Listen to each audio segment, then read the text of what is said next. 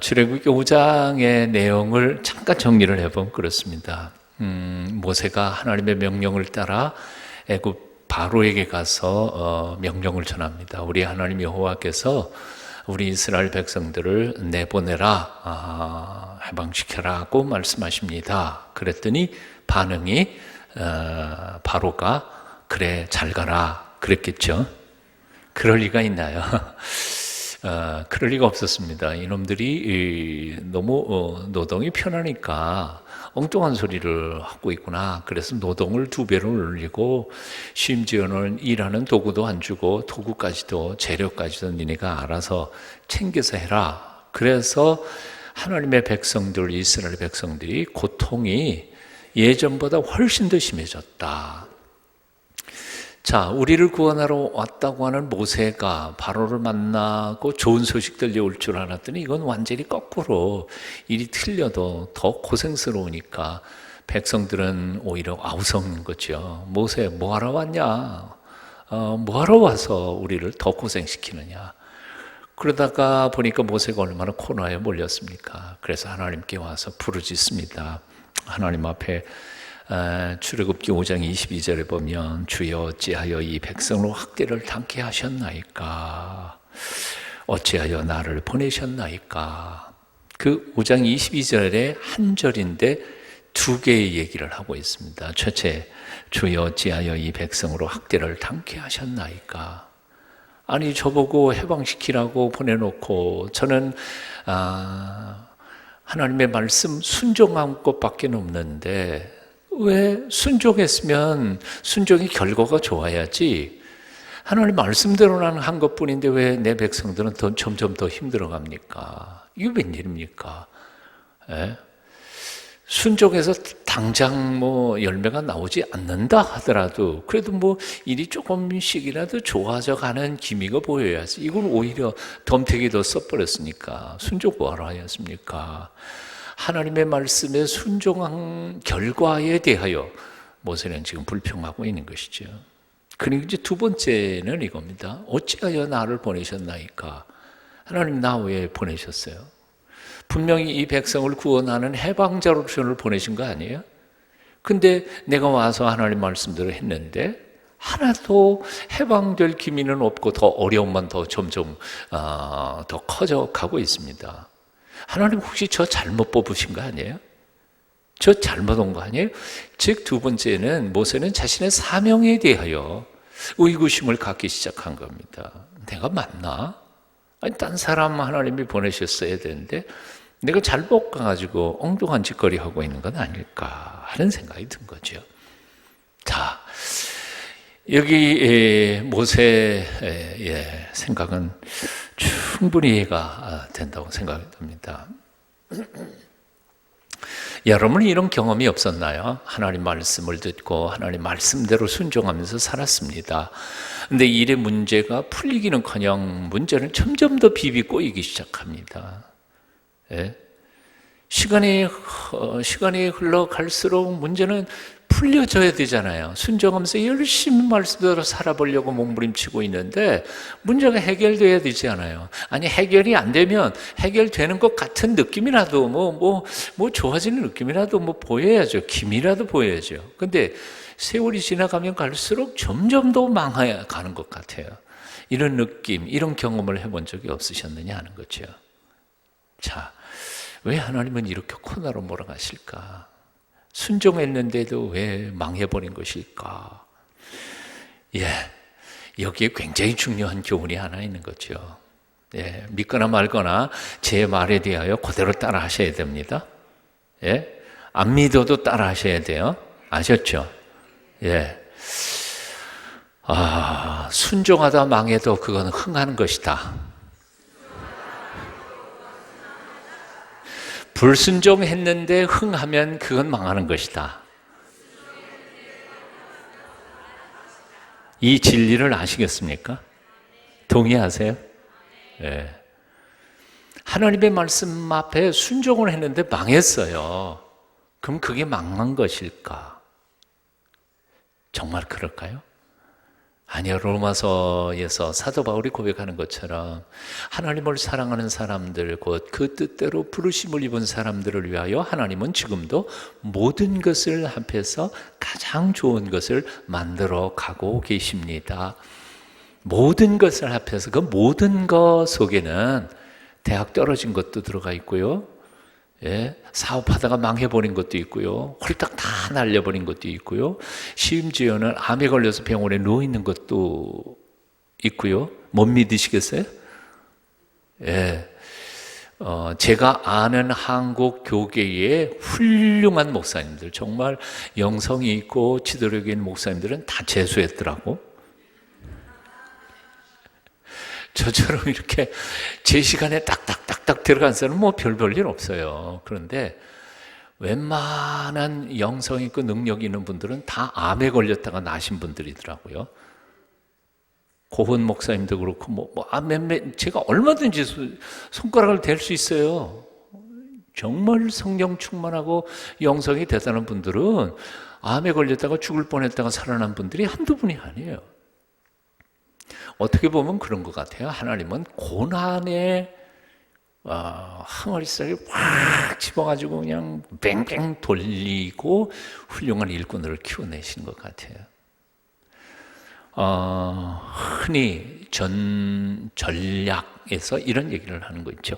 전투에서는 이기고 전쟁에서는 졌다. 그런 얘기가 들어보신 적 있으세요? 일개 전투, 국지전에서는 이겼어요. 근데 전체에서는 져버리는 경우들이 얼마나 많이 있는가. 사실은 정말 지략가, 전쟁의 지략가는 누구냐면요, 국지전에서는 져주는 사람이에요. 다 지고 또 지고 제갈 공명 보세요. 다 져요. 그냥 밤낮 치고 도망다니다가 결국 마지막에 꾀를 내가지고 그냥 팍 해서 이겨버리는 것. 하나님은 인간의 꾀보다 훨씬 더 똑똑하신 분이 아니세요? 지는 것 같아요. 밤낮 코너로 몰리는 것 같아요.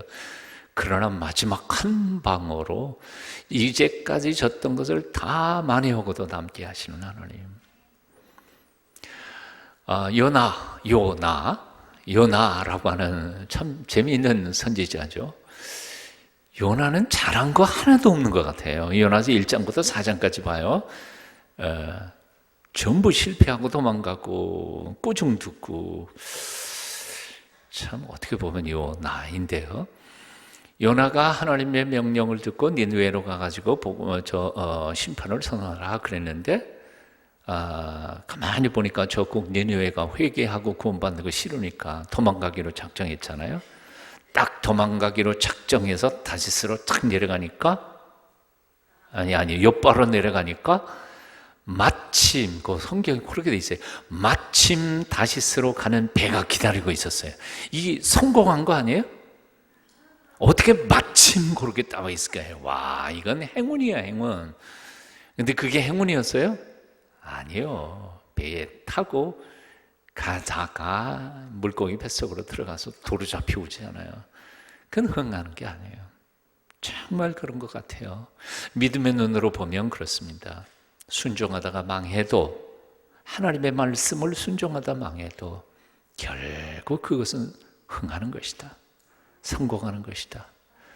하나님의 말씀 불순종하고 도망다니다가 흥했다, 돈 많이 벌었다, 그 돈이 오히려 나의 족쇄가 될 수 있고 함정이 될 수 있고 덫이 될 수 있다는 거죠. 자, 그러니까 이 믿음 분명히 가지십시다.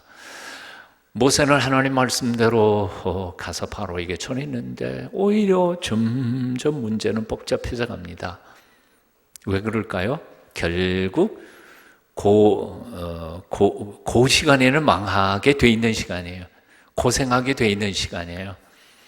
여러분 그렇잖아요. 권투도 1회전, 2회전, 3회전, 4회전 그러다가 7회전에서 그냥 빵 해가지고 그냥 이겼다 그럴 때 1회전, 2회전에서는 그냥 두들겨 맞고 뭐 KO도 당하고 뭐 그러고 막 질 것 같이 돼도 괜찮잖아요. 왜? 7회전을 가서 이길 거니까. 하나님의 계획. 하나님의 선하심, 하나님의 섭리를 믿으십시다.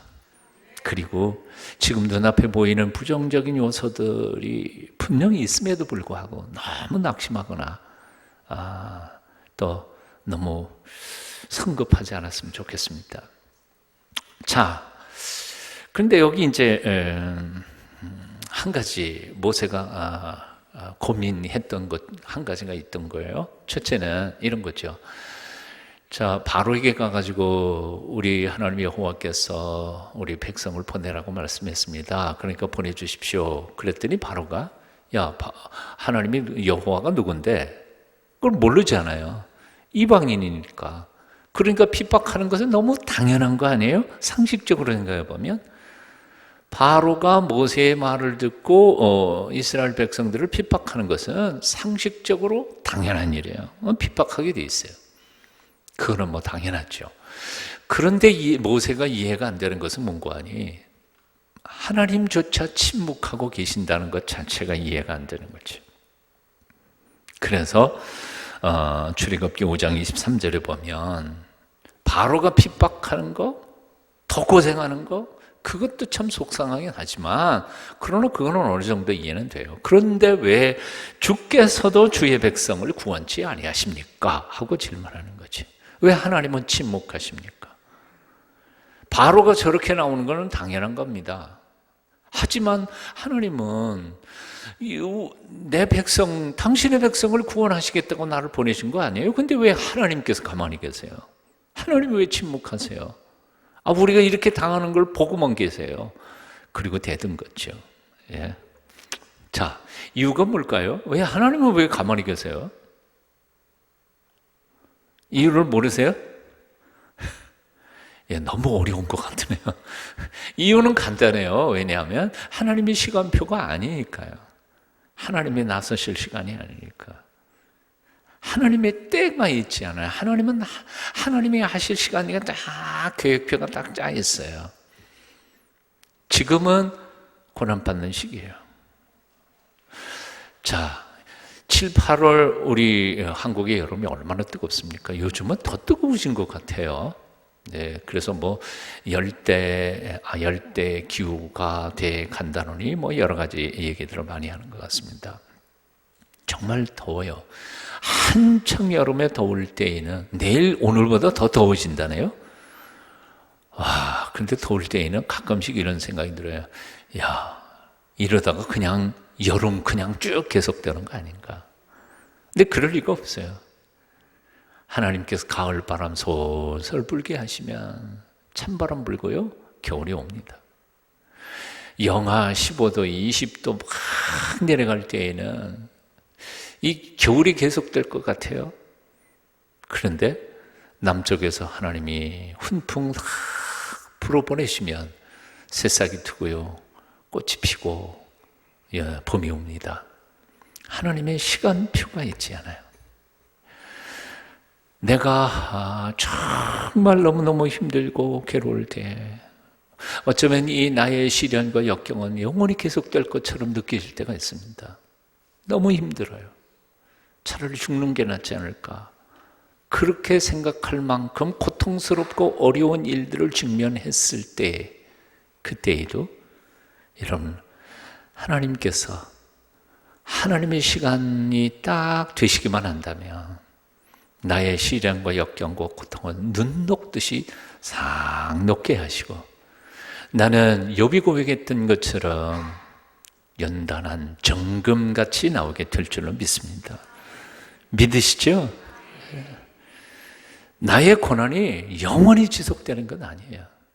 어떤 즐거움도 영원히 지속되는 즐거움이 없고요, 어떤 고통과 시련도 영원히 계속되는 시련은 없습니다. 하나님의 시간표가 있습니다. 그러니까 너무 낙심하실 필요가 없습니다. 조금만 참고 기다리십시오. 갈라디아서 6장 1절 말씀 있죠. 선을 행하되 낙심하지 말지니 피곤하지 아니하면 때가 이르매 어떻게 해요? 거두리라. 반드시 거둘 때가 있습니다. 저희 아버님은 농사 지셨거든요. 일손이 부족할 때 뜨거운 이제 봄이나 여름 한창 김멜 때 그야말로 농촌에서는 그렇잖아요. 한창 바쁠 때는요, 애기 손도 필요하다 그래. 애기 손도. 그러니까 중학생, 고등학생 그놈들 다 써먹을 수 있어요. 그러니까 저도 가서 농사를 많이 해봤습니다. 그냥 흉내만 낸 거죠. 아버지가 하라는 대로 한 거죠. 근데 정말 한창 7월, 8월 햇빛이 쫙 비치는 데 땡볕에 가가지고 이 풀을 뜯거나 이런 데는 이 땅에서 지열이 푹푹 올라오는데 숨도 못 쉬겠어요. 예? 숨도 못 쉴 것 같아요. 앉아있는지 1분도 안 돼가지고 온몸에서 땀이 쫙 흐르니까요. 그때 마음속에 이런 생각을 해봤습니다. 나는 정말 어른이 되면 죽어도 농사를 못 져. 그랬던 것 같아요. 그런데 그 땀 흘리는 봄 그리고 여름을 지내지 않으면 가을에 추수는 없어요. 추수를 할 수가 없어. 그걸 지내야 돼요. 혹시 내 인생에 있어서 지금 땀 흘리는 때 계절이라고 생각하신다면 조금만 더 참으세요. 하나님께서 풍성하게 열매를 거두게 하시는 가을이 이제 곧 올 줄로 믿습니다. 모세는 하나님 앞에 울부짖었습니다. 출애굽기 5장 끝부분에서 어찌하여 이 백성으로 학대를 당하게 하십니까? 어찌하여 나를 보내셨습니까? 어찌하여 하나님 침묵하십니까? 하나님이 그랬더니 6장 1절에 딱 오늘 본문 말씀 보니까 그냥 제꺼덕하고 응답하십니다. 자, 6장 1절 뜻을 생각하면서 오늘 한번 같이 읽어보실까요? 함께 읽습니다. 시작. 여호와께서 모세에게 이르시되 이제 내가 바로에게 하는 일을 네가 보리라. 강한 손을 더함으로 바로가 그들을 보내리라. 강한 손을 더함으로 바로가 그들을 그 땅에서 쫓아내리라. 강한 손을 더함으로 라는 말이 2번이나 반복되어 있습니다. 강한 손, 누구 손이에요? 하나님의 손. 이거를 요즘식으로 쉽게 표현한다면 이렇게 말하는 거죠. 내가 손 좀 봐줄게. 내가 바로를 손 봐주기만 하면 그놈이 너희들을 보내지 않고는 못 베길 것이다. 그렇게 말씀하시는 거예요. 다른 번역에서 이렇게 번역했어요. 제가 한번 읽어드릴게요. 내가 바로에게 어떻게 하는지 이제 내가 보게 되리라. 내가 손을 쓰기만 하면 그 강한 힘에 눌려서 바로가 이 백성을 내보내게 되리라. 그들을 이 나라에서 보내지 않고는 견디지 못하리라. 와, 멋있는 말 아니에요. 지금 모세가 와서 하나님 도대체 이게 웬일입니까? 그리고 통곡하면서 울부짖으니까 하나님께서 모세를 달래시면서 이렇게 말씀하시는 거죠. 모세야, 지금 힘들지? 걱정하지 마라. 내가 손 봐줄 텐데 손 한번 봐주면 저놈이 어쩔 수 없이 너희를 그냥 쫓아내는 것처럼 내보내게 될 것이다. 걱정하지 마라. 위로해 주시는 하나님. 우리가 믿는 하나님은 긍휼이 풍성하신 하나님이십니다. 그리고 걱정과 고난과 역경 속에 있는 자기 아들과 딸들에게 위로하시는 하나님이십니다. 성경 속에 하나님이 위로의 하나님으로 나타나는 본문들이 엄청나게 많습니다. 그 중에 가장 대표적인 게 바로 고린도후서 1장 첫 인사 부분입니다. 자, 제가 빨리 읽을 테니까 위로라는 단어 몇 번 나오는지 빨리 세보십시오. 찬송하리로다 그는 우리 주 예수 그리스도의 하나님이시요 자비의 아버지시요 모든 위로의 하나님이시며 우리의 모든 환난 중에서 우리를 위로하사 우리로 하여금 하나님께 받는 위로로서 모든 환난 중에 있는 자들을 능히 위로하게 하시는 이시로다. 그리스도의 고난이 우리에게 넘친 것 같이 우리의 위로도 그리스도로 말미암아 넘치는도다. 우리가 환난 받는 것도 너희의 위로와 구원을 위하며 혹 위로받는 것도 너희의 위로를 위함이니 이 위로가 너희 속에 역사하여 우리가 받는 것 같은 고난을 너희도 견디게 하느니라. 몇 번? 숫자 세느라고 지금 뜻은 하나도 생각을 안 했을 거예요. 3절부터 6절까지 3, 4, 5, 6 4절 속에요. 9번이나 등장해요. 그 내용은 제가 조금 쉽게 풀어 쓴 번역을 조금 읽어드리겠습니다. 이 내용 이젠 숫자 세지 마시고요, 그냥 잘 들어보세요. 우리 주 예수 그리스도의 아버지 하나님을 찬양합니다. 그분은 인자하신 아버지시며 모든 위로의 근원이 되시는 하나님이십니다. 우리가 어떤 환난을 당하더라도 위로해 주시는 분이십니다. 따라서 그와 같이 하나님의 위로를 받는 우리는 온갖 환난을 당하는 다른 사람들을 또한 위로해 줄 수 있는 것입니다.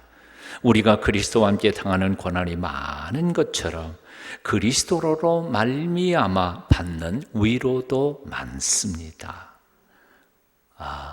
얼마나 아름다운 문장인지 몰라요. 고린도후서 1장 3절부터 6절까지. 나중에 꼭 여러분 성경 펴서 직접 한번 읽어보시기를 바랍니다. 사실 여러분, 우리 주어진 인생을 살아간다는 게 참 만만치 않지 않아요? 네? 인생이 그 살아가는 것 자체가 결코 쉽지 않습니다. 네? 그런데 인생 그 자체가 만만치 않은 데에다가 플러스해서 우리는 보태가지고 하나님의 말씀대로 인생을 살아가는 것은 얼마나 더 어려워요.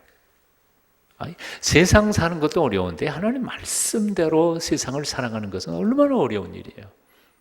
거기다가 보태서 우리에게는 하나 더 있어요. 하나님의 말씀대로만 사는 정도가 아니라 사실은 우리에게는 한 사람 한 사람 모두에게 주신 사명이 있지 않아요. 그 사명이 어떤 것이든지 간에. 그래서 내게 주어진 사명을 완수하면서 한 번밖에 못 사는 이 삶을 살아간다는 것은 정말 얼마나 어려운 일입니까? 얼마나 힘든 일입니까? 사실 이거 쉬운 일 아니에요. 오죽하면 엘리야 같은 불의 사자조차도 나중에 죽고 싶었을까요? 이세벨에게 쫓겨가면서 하나님 족합니다. 이제 나 살 만큼 살았습니다. 난 이제 그냥 데려가 주세요. 이렇게 단식할 정도가 엘리야였으니까요. 우리 당연히요. 겉으로는 다 이렇게 용감하고 믿음 많이 있는 것 같지만 인생 살다가 보면 정말 하나님 나 이제 그만 살래요. 그런 생각이 들 때가 한두 번이 아닌 거죠. 그런 마음 가지고 혹 오늘 이 저녁에 주 앞에 나오신 분들이 혹 있다 하시면 하나님 온전히 바라보십시오. 오늘도 위로의 하나님이 여러분을 위로해 주시기를 축원합니다. 그리고 그 위로 받은 것으로 남도 위로해 주셨으면 좋겠습니다.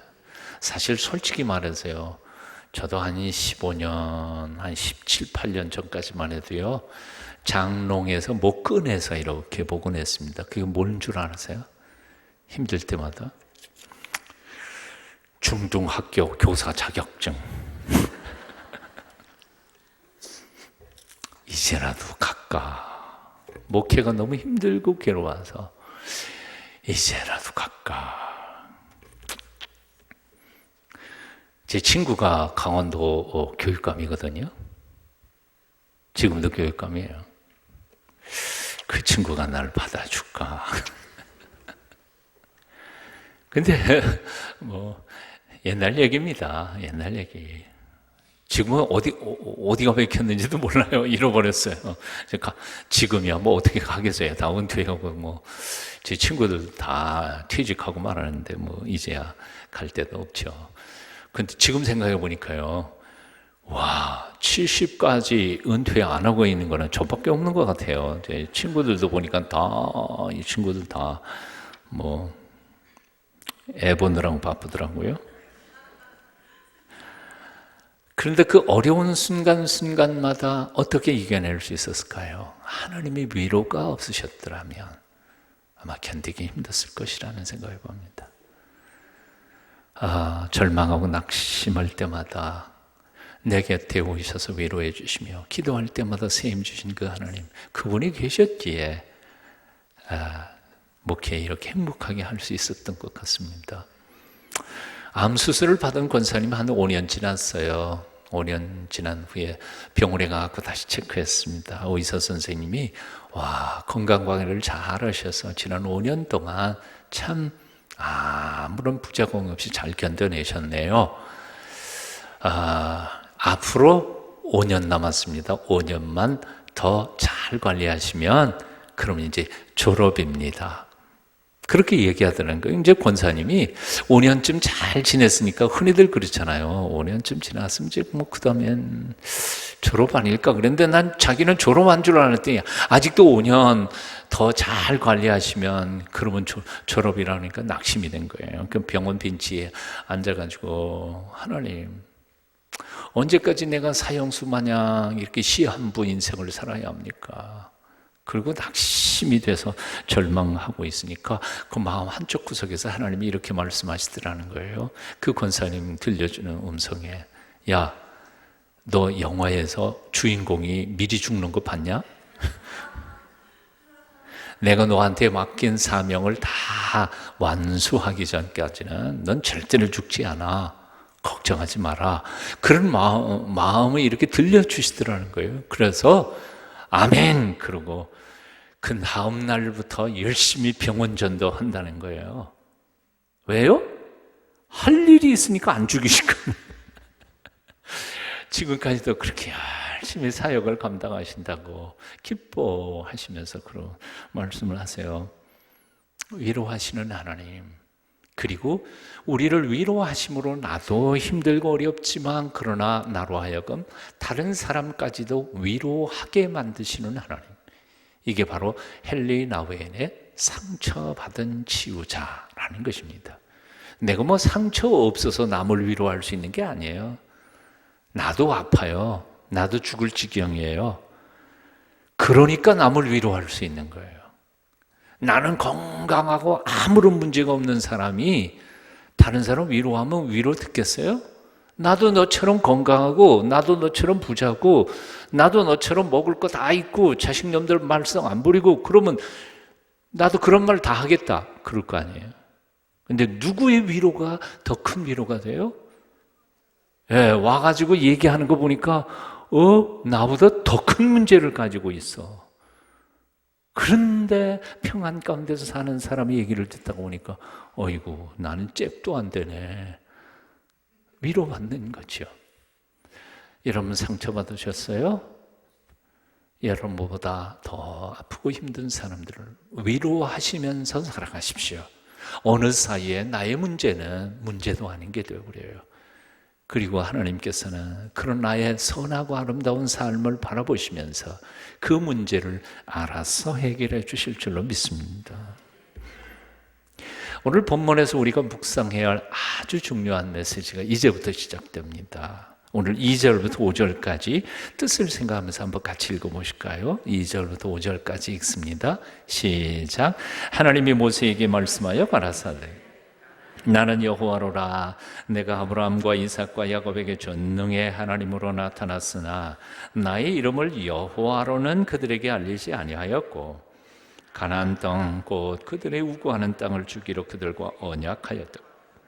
이제 애굽 사람이 종을 삼으니 이스라엘 자손이 신음을 듣고 나의 언약을 기억하노라. 사실 오늘 본문은 굉장히 조금 어려운 본문입니다. 많은 학자들을 당황케 하는 본문입니다. 3절 말씀 그래요. 내가 아브라함과 이삭과 야곱에게 전능의 하나님으로는 나타났지만 나의 이름을 여호와로는 그들에게 알리지 아니하였다. 여호와라는 이름을 아브라함과 그리고 그 이삭과 야곱에게는 알리지 않았다. 이렇게 본문은 말씀해요. 그러면 창세기에 아브라함과 야곱과 이삭과 야곱은 여호와라는 이름을 몰랐을까요? 아니요. 창세기를 읽어보면 이름이 많이 나와요.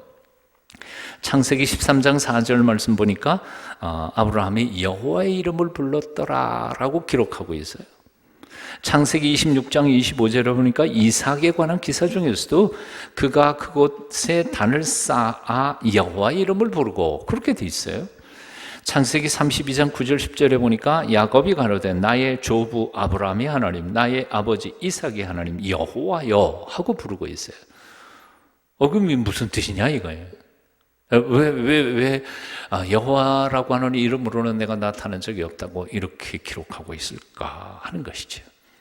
여기에 조금 복잡한 얘기지만 그러나 조금 쉽게 한번 풀어가 보도록 하겠습니다. 하나님의 이름을 구약에서는 대충 한 두 가지 정도, 많이 별명 붙이면 굉장히 많겠지만 두 가지 정도 중요한 이름이 등장합니다. 첫째는 전능의 하나님. 이걸 이제 히브리어는 엘로힘이라고 하는 거죠. 엘이라는 단어가 신, 하나님이라는 뜻입니다. 거기에다가 복수 어미를 붙이면 엘로힘이 되는데, 그 엘로힘은 직역하면 하나님들 혹은 신들이라는 뜻입니다. 그러면 하나님이 한 분이신데 왜 신들이에요? 문법적으로 히브리어에서는 전능의 복수라는 문법의 개념이 있어요. 그러니까 복수라고 해서 숫자가 복수라는 뜻이 아니라 그 전능하신 하나님의 능력을 드러내는 뜻에서 많은 신들이 합해 있는 것을 상징적으로 표현한 그런 표현법인 거죠. 그래서 엘로힘이라는 말은 그냥 글자 그대로 하면 신들, 하나님들 그렇게 번역해야 되겠지만, 그러나 히브리어 문법적인 전능의 복수의 개념으로는 뭐라고 번역하냐면 전능하신 하나님이라고 번역을 한다는 거죠. 성경에는 전능하신 하나님, 전능의 하나님이라고 번역된 부분들이 많이 있습니다. 이게 엘이라고 하는 단어에서부터 온 것입니다. 자, 그런가 하면 이 엘이라고 하는 하나님 말고 또 다른 이름이 여호와 혹은 야훼라고 하는 이름이 있는데, 그 자음만 이렇게 돼 있어요. 본래 이번에도 이제 성지에 가서 제가 모음점을 찍어놓으면 제가 읽겠는데, 모음점을 찍어놓은 것도 있어요. 일반 책들은 모음점 찍어놨는데, 일반 큰 데 같은 데는 모음점 안 찍은 데가 훨씬 더 많습니다. 그러니까 대충 짐작만 할 뿐이지 글자를 정확히 알지 못하면 그걸 읽을 수가 없어요. 모음이 없으니까.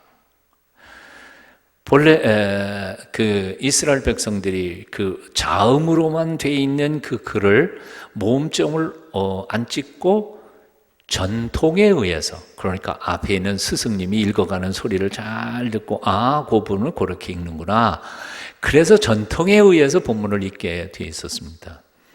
그런데 문제는 뭐냐 하면, 하나님의 이름이 등장하면 하나님의 이름을 망령되이 일컫지 말라, 그래서 하나님의 이름을 읽지는 않는 거예요. 그래서 묵념하고 그 다음 글자로 가는 거예요.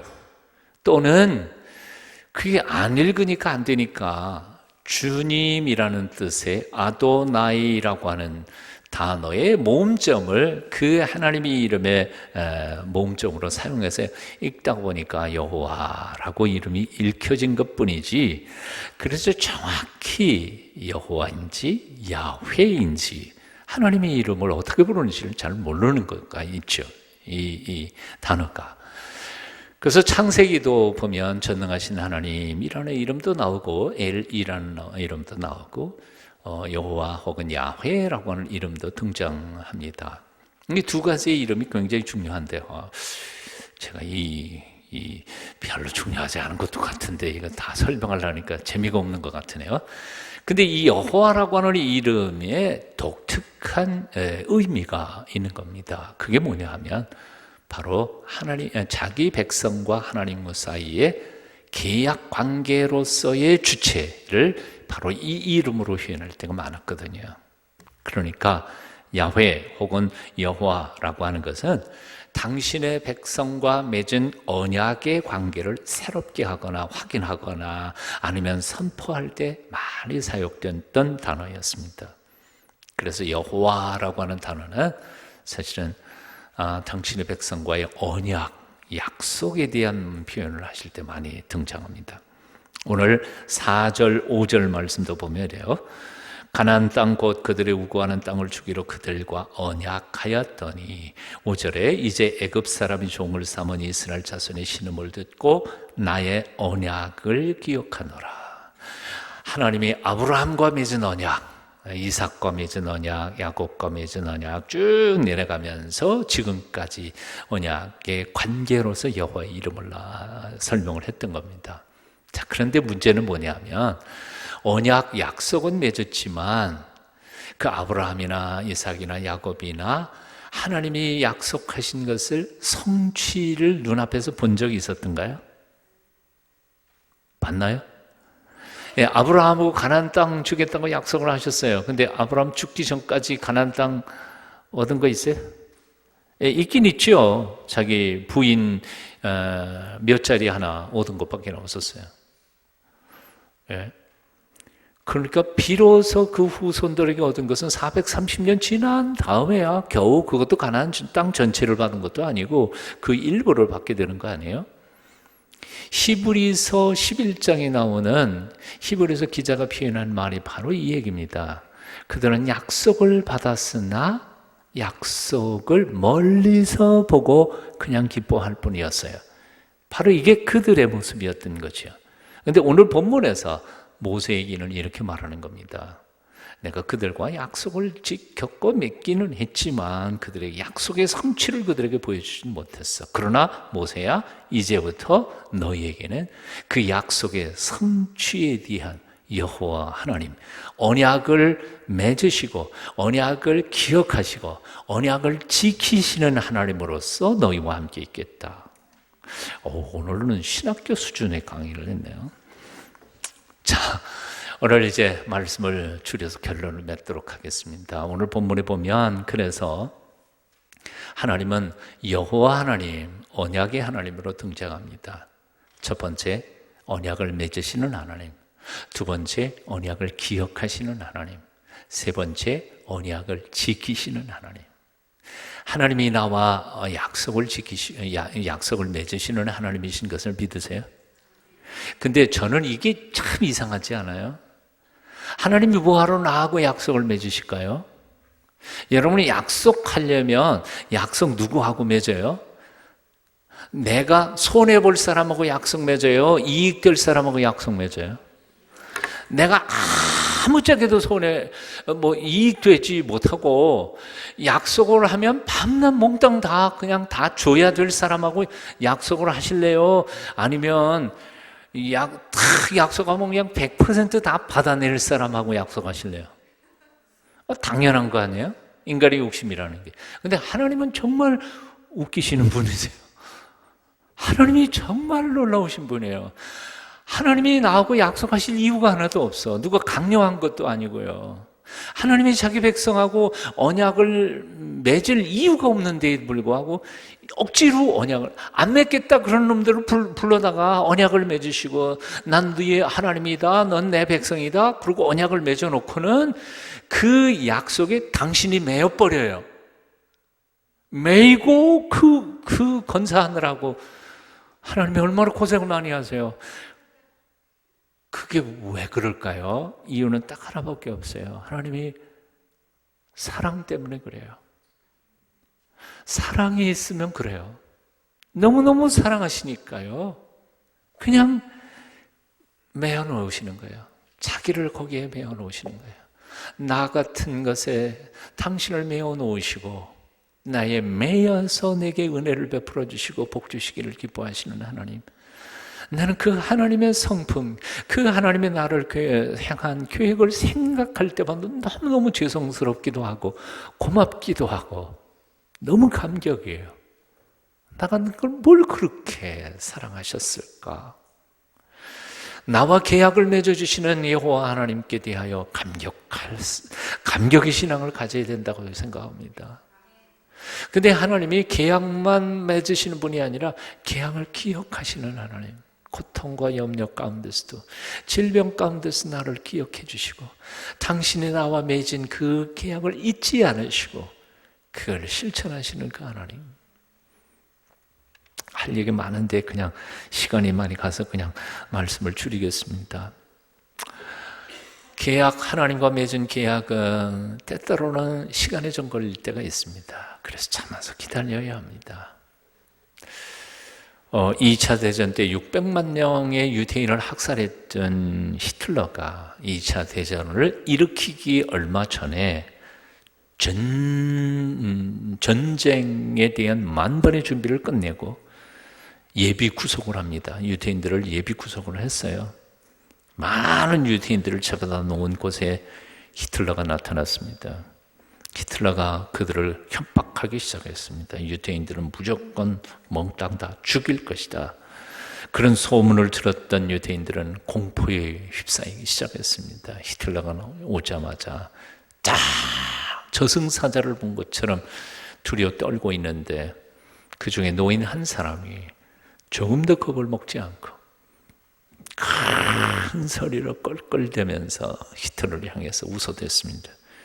히틀러가 놀랬지 않겠어요? 넌 뭐가 그렇게 웃음냐? 내가 그렇게 우습게 보이냐? 그리고 소리를 질렀더니 그가 이렇게 대답한 겁니다. 역사적으로 유대인을 죽이려는 시도가 참으로 많았어. 애굽의 바로가 그랬고, 옛날에 아말렉 족속이 그랬고, 안티오코스 에피파네스가 유대인을 멸절하려고 했었어. AD 70년에 로마의 장군 디도가 또한 그랬어. 그런데 유대인들을 멸절하려고 했던 사람들은 다 죽어버렸어. 그러나 유대인들은 지금도 안연히 살아있어. 그리고 앞으로도 살아갈 것이요. 왜냐하면 하나님의 약속의 말씀을 따라 반드시 살아가게 돼 있으니까. 히틀러는 그 말을 들은 지 5년이 되기 며칠 전에 그만 여러분 아신 것처럼 베를린의 포위망 속에서 자살을 했는지 어떻게 했는지 하여튼 죽고 맙니다. 유대 민족을 위대하게 만든 것은 무엇이었을까요? 하나님의 약속의 말씀이었습니다. 그리고 그 약속의 말씀을 믿었던 유대인들의 믿음, 말씀에 대한 신뢰, 믿음이 그들을 위대하게 만들었습니다. 지지난주에 제가 새벽에 잠이 안 와서요. 예루살렘 묵던 호텔에서 그 올드시티까지 한 10분, 15분밖에 안 걸려요. 새벽에 일찍 일어나서 한 4시 반쯤 일어나서 혼자 쭉 올드시티 가다가 바로 그 통곡의 벽, 서쪽 벽에 갔는데요. 그 새벽에 엄청나게 많은 유대인들이 와서 기도하고 있습니다. 물론 그때 절기였기 때문에 더 많이 왔습니다만 아주 어린 꼬마가 아버지 따라와가지고 거기서 그냥 상투 틀고, 그게 상투지요. 이렇게 우리로 말하면 상투 틀고 머리 조아리면서 기도하는데 참 무서운 사람들이다. 무서운 사람들이다. 로마서에서 사도 바울은 이런 고백을 하죠. 누가 유대인이냐? 이 핏줄이 유대인이 유대인이냐? 아니면 영적으로 거듭나 십자가의 은혜로 거듭난 사람들이 유대인이냐? 누가 참 이스라엘인가? 아브라함의 핏줄로 태어난 사람들인가? 아니면 아브라함의 믿음의 계보를 이어가는 사람들인가? 사도 바울은 자신이 친히 유대인이면서도 이런 고백을 로마서에서 하고 있습니다. 저와 여러분은 하나님의 거룩한 백성입니다. 참 이스라엘이고 영적 유대인입니다. 하나님의 말씀, 약속의 말씀 든든히 붙잡으시고요. 삶의 현장이 아무리 고달프고 힘들어도 용기 잃지 말기를 바랍니다. 약속을 든든히 붙잡고 이겨내십시오. 하나님의 구원의 놀라운 역사를 경험하게 되실 줄은 믿습니다. 기도하겠습니다. 귀하신 주님을 찬양합니다. 오늘도 우리의 삶의 현장이 만만치 않지만 그 현장의 고통과 아픔들을 뛰어넘어서요, 우리에게 하신 하나님의 언약의 약속이 얼마나 위대한 것인지를 알기에 당당하게 살기를 소원합니다. 하나님, 오늘도 우리와 함께 계신 건 믿습니다. 우리의 삶의 현실을 하감하여 주시고 오늘도 주 앞에 올려드리는 우리의 모든 기도의 제목마다 주여 응답하여 주시옵소서. 나도 찢어지고 힘들고 어려운 고난 중에 있는 사람이지만 내 곁에 더 힘든 사람들을 위로하는 위로의 사도들이 다 되도록 은총을 베풀어 주시옵소서. 오늘도 주의 백성들을 새롭게 하시는 우리 구주 예수 그리스도의 이름으로 간절히 기도하옵나이다. 아멘.